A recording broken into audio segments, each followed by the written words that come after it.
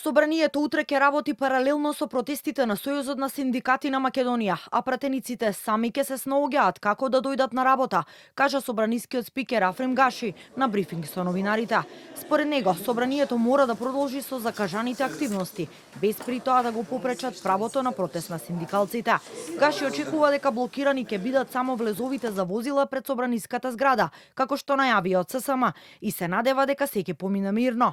Нема да има специјално обезбедување на собранието. МВР имаат редовни безбедносни протоколи, кажа Гаши. На денешната координација со пратеничките групи, сите координатори да разговараат со пратениците да најдат начин да дојдат на седница, без да го попречиме правото на протест на граѓаните.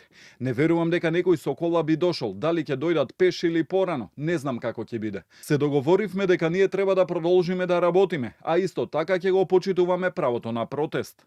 Наплатата на патни трошоци за пратениците е регулирана со закон и нема врска со намерата на ССМ преку блокадата да ги оневозможат пратениците тој ден да наплатат патни трошоци, вели собранискиот спикер. На денешната координација според Гаши не станало збор за законските измени кои ги бараат од Сојузот на синдикати за зголемување на минималната плата, како и за намалување на функционерските плати. Гаши смета дека секоја партија треба да заземе свој став за ова прашање.